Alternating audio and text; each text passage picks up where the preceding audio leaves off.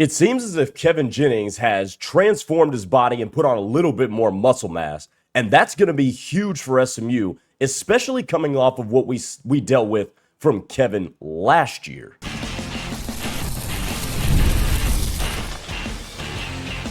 You are Locked On SMU, your daily podcast on the SMU Mustangs, part of the Locked On Podcast Network, your team every day. What's up, everybody? Welcome to Locked On SMU, this Friday edition of the show, rounding out another week. I'm Grayson Singleton. Appreciate you making us your first listen of the day and for making us the #1 sports podcast network. This episode is brought to you by Mazda. Like our players, we're driven by the details. Highlights make the reel, but the work behind them makes it count. Stay tuned for this week's Moving the Game Forward, the all-new Mazda CX-5. More to move every side of you. Coming up on the show today, Ryan Hampton's recruitment takes a turn. Jason Hart is now with SMU, and Will Wade is now at LSU. So what do we think about what's going on there? We'll talk about that. Plus, the wide receiver room, including the new freshman, is starting to look pretty nice. I'll tell you about that at the end of the show. But first, Kevin Jennings is an interesting case at quarterback, because there are ways to think that he got better last season. There are also ways to think that he didn't get better. Like, for instance, the eye test will tell you Kevin Jennings was better in 2025 than he was in 2024.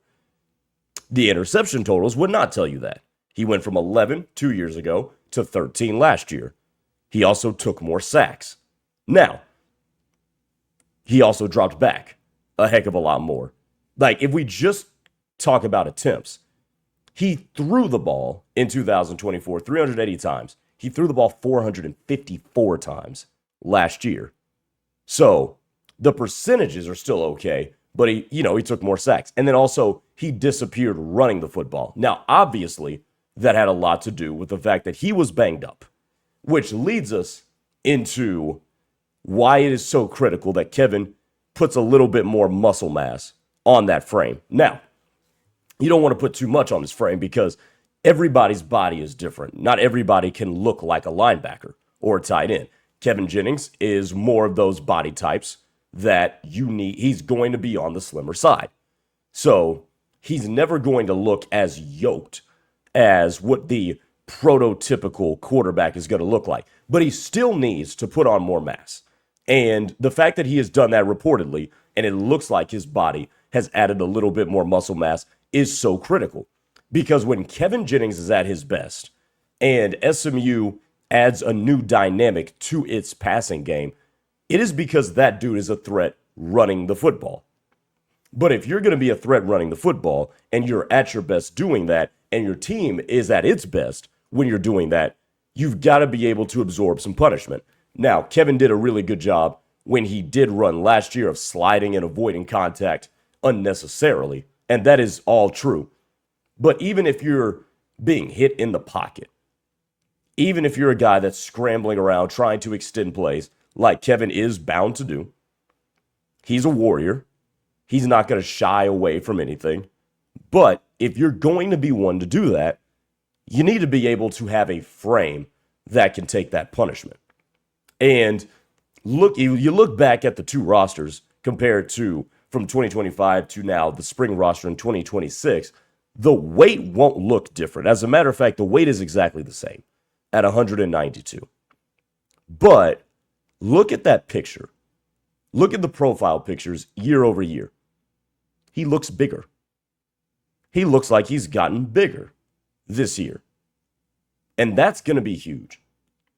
Because I thought there was something missing, not just from SMU's offense, but from Kevin's game himself, when he was unable to really use his athleticism and move around with the football and bring that asset to the game and that different dimension to his game. He looked like there was something missing. He was relegated to being a strictly pocket passer. And while he did that well, you could always tell that there's another level that Kevin Jennings can get to when he's got his mobility. Now, the reports also are that his ankle is feeling as best as it's been in a minute. which is good because you talk about him being a warrior. He played on a pretty bad ankle for the vast majority of last season, ever since the Baylor game. And he never got the chance to allow that thing to heal. And it showed because he went from 354 rushing yards in 2024 to 54 in 2025, excuse me. As a matter of fact, in 23, he had over 100 rushing yards as well. So it's very clear that a healthy Kevin Jennings and a little bit stockier Kevin Jennings is going to be better for everybody. It's going to help Kevin himself out, whether it's in the pocket, whether it's extending plays, whether it's running with the ball. And with the added muscle, who's to say his arm hasn't gotten any stronger? I mean, that also applies in the conversation. If Kevin can add a little bit more zip, maybe a little bit more length on deep throws, then he continues to progress. But a lot of times when we talk about progression, right, when it comes to quarterbacks, we're talking about mentals, having more command of the offense, better, deeper knowledge of the playbook. And then we talk about intangibles tangibles like how hard can you throw? How far can you throw? Are you accurate? Do the numbers reflect that? But very rarely do we talk about the physical and how important it is, especially for a quarterback, to make sure you have a frame that can take some punishment. Because he's going to get sacked. He's going to get hit. He's an athletic quarterback that, at his nature, likes to extend the play when need be. So he's got to be able to take that punishment. And the last thing on this is that Rhett Lashley, I think, has an interesting system. And I think his system, which is RPO-based, we've talked about this before, is one where a quarterback can protect himself by playing within the scheme. Get the ball out quick or hand the ball off. Tuck it and run, go around the corner, slide down. 3-step drop, out, boom. That's not to say Kevin will not take any punishment, because he certainly will. It's the sport of football. But it can be reduced because of how SMU likes to run its offense. And I do think that's critical for making sure you preserve your meal ticket item, which is going to be Kevin Jennings. This team will go as far as Kevin Jennings takes them this year. That's how it's going to be. And if you can preserve him, that's awesome. But if he can build that preservation for himself, like it seems like he's done, then SMU is in a much better spot. But if he's healthy and that ankle is right, the Mustangs can add back a new dimension of their offense that they were missing in 2025 because of the ankle injury that they had in 2024, which, remember what they did that year? Made the college football playoff. All right, coming up next, Locked On SMU will continue. Let's talk some hoops. Ryan Hampton's recruitment is headed for an SMU LSU showdown. Who has the edge with recent coaching changes? We'll talk about that next.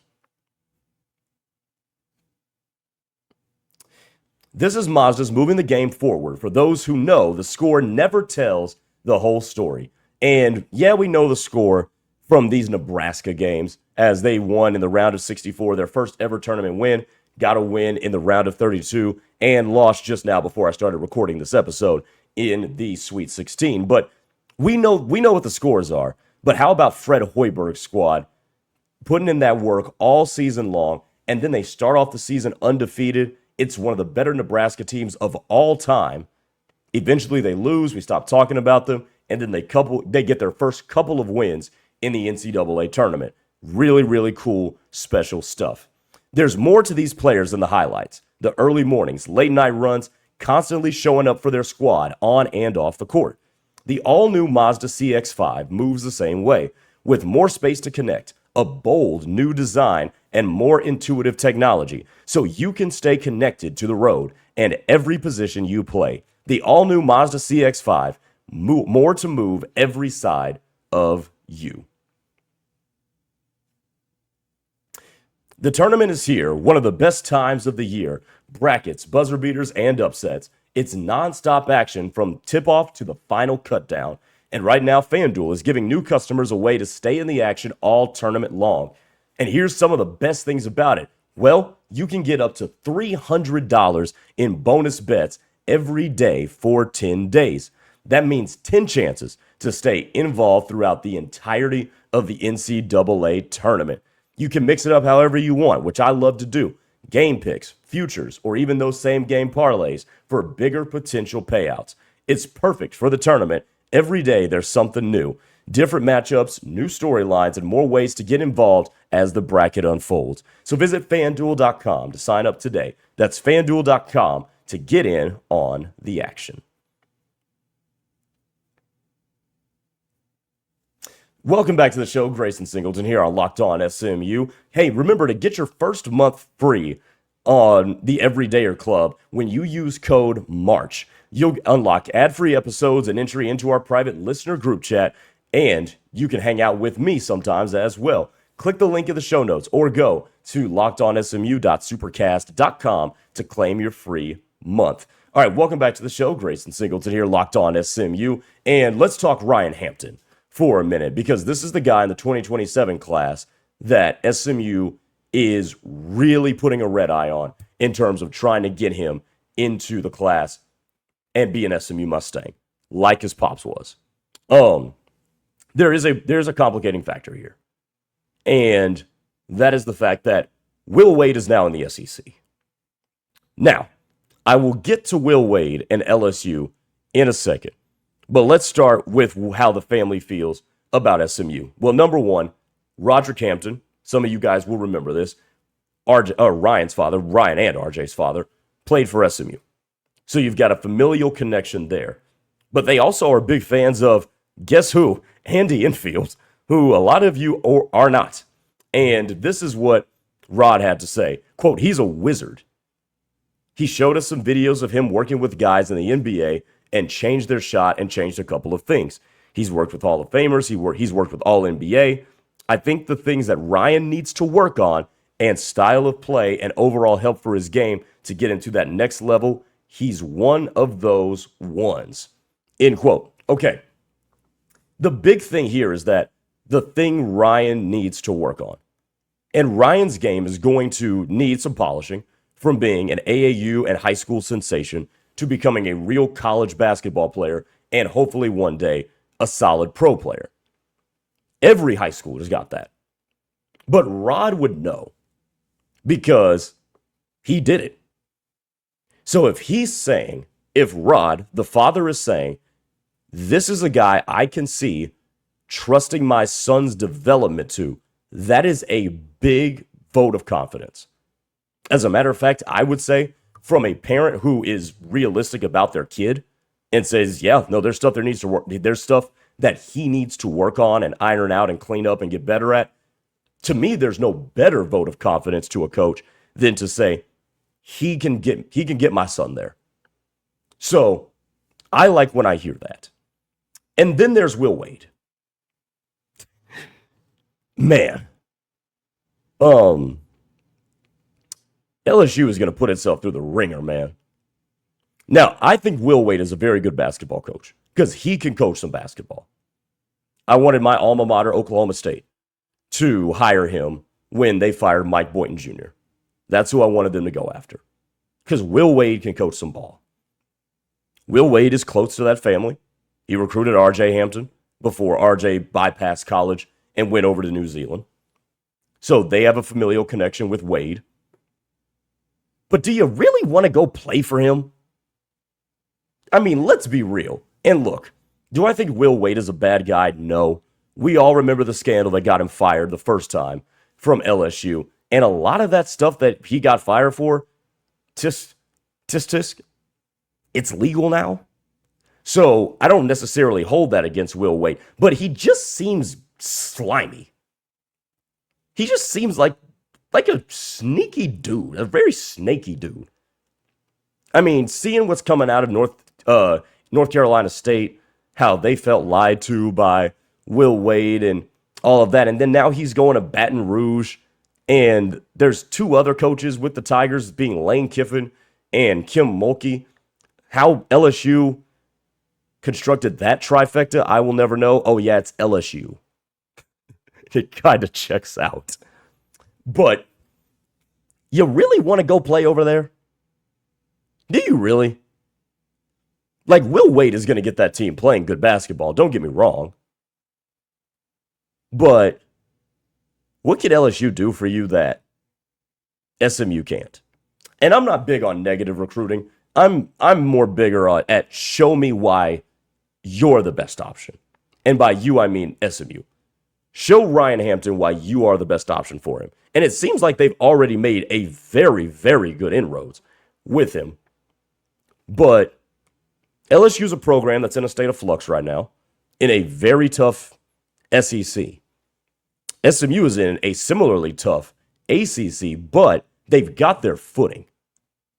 So the situation, I think, is a lot better. Not to mention that SMU, I think, has an arrow pointing up.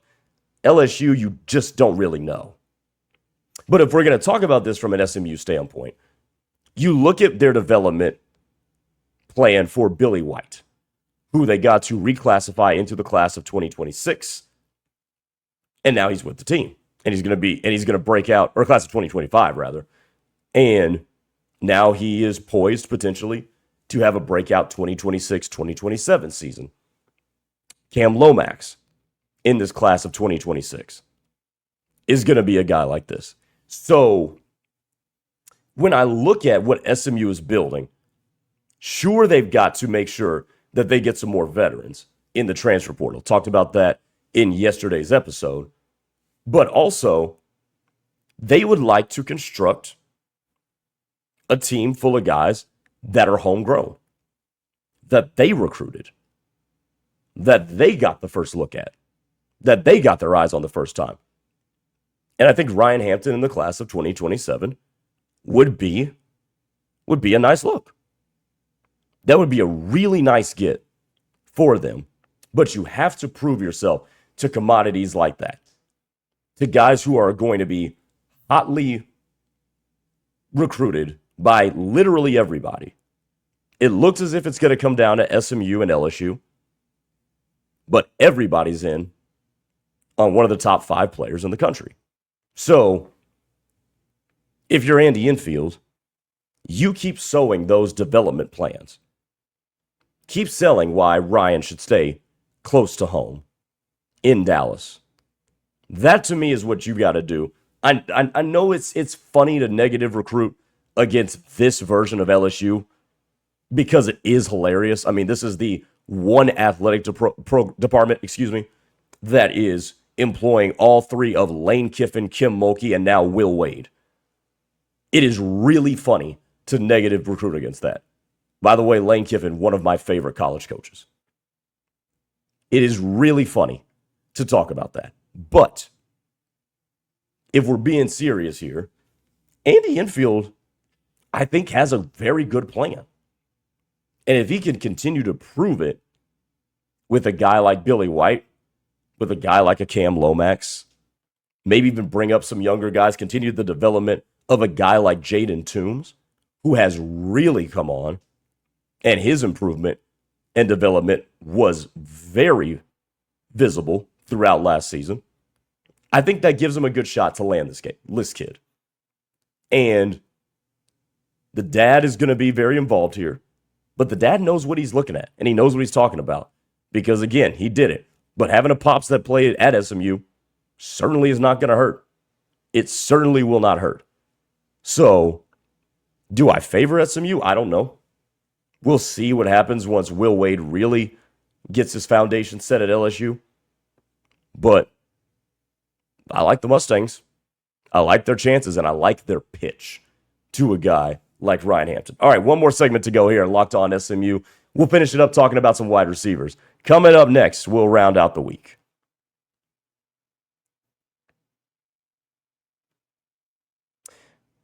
You wouldn't show up on game day without a plan, and you wouldn't show up to a job without the right parts. That's why putting Supply House in your starting lineup is always the right call. 300,000 plumbing, HVAC, and electrical products. They've got 500 tried and true brands, and 90% of the country is in the 1 to 2 day delivery zone. So if you need a last minute coupling or a compressor or a press tool, they've got it and they'll get it to you quickly. It's the very definition of clutch. If you're a pro in the trades, you can join the MVP of rewards programs and become a trade master. Pros get exclusive member-only pricing, priority shipping, industry-leading customer service, and it's all absolutely free.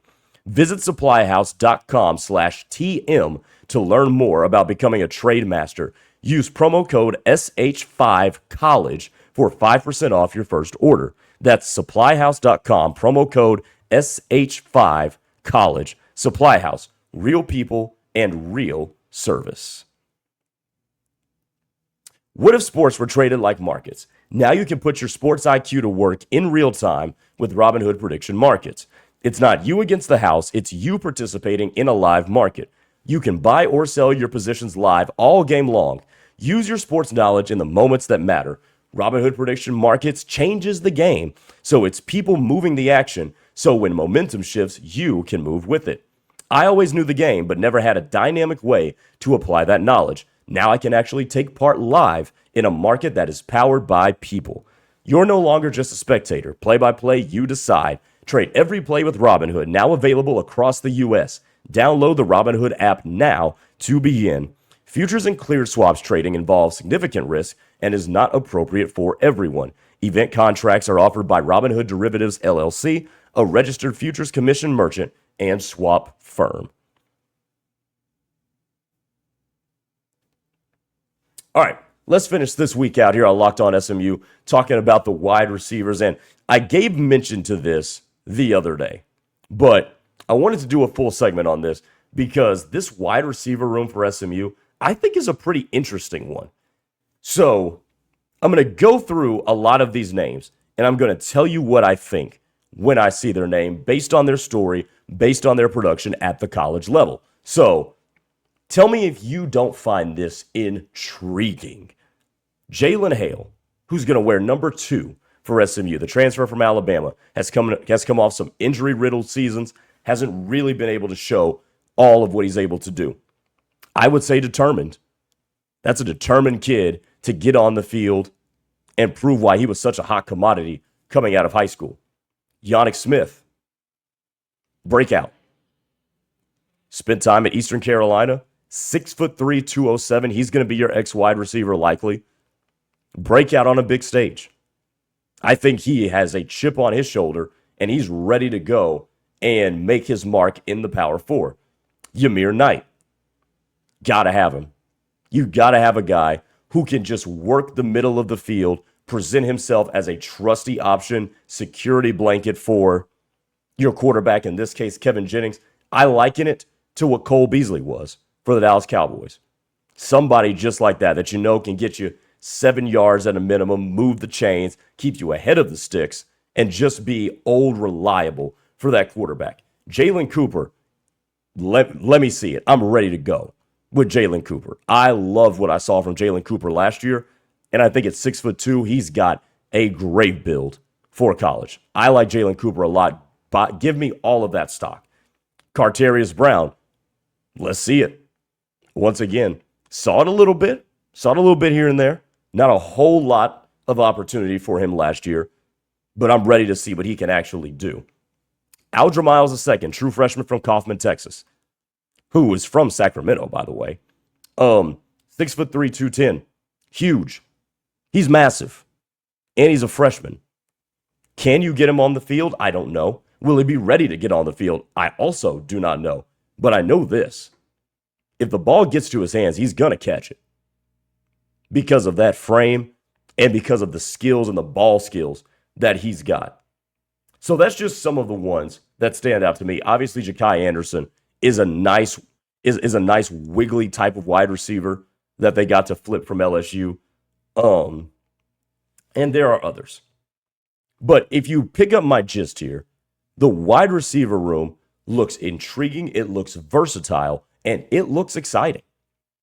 And then, by the way, you pair that with a couple of tight ends and Randy Pittman and Theo Mellon Orstrom. They're going to have a litany of weapons for Kevin Jennings to distribute the football to. And obviously, as we know, this is a distribution-based offense. Telling the quarterback, hey, you don't have to do too much. You don't have to put on the cape. Get it to your playmakers, and we'll go from there. Make a big play 3 or 4 times in a game, and we're good. So if you have the requisite targets on the outside to be able to make that work, your team projects to be solid. Now, again, there are some unknowns here. What is Jalen Hale? What is he? We don't really know. Will Yannick Smith translate from being a solid receiver, he's a number 2 guy at Eastern Carolina, to being your boundary X in the ACC? We don't know. Jalen Cooper in an extended role and no longer a kept secret. Will he come down to earth, or will he build on what the flashes that he showed in 2025? These are all reasonable questions to have. Can a 5'8" Yamir Knight really be a huge threat? That's another question we need to have. Theo Mellon-Orstrom and Randy Pittman at tight end, they're going to be in elevated roles this year from what they were at Texas A&M and Florida State last year, respectively. What does that look like? We don't know. And there's a lot of unknown here.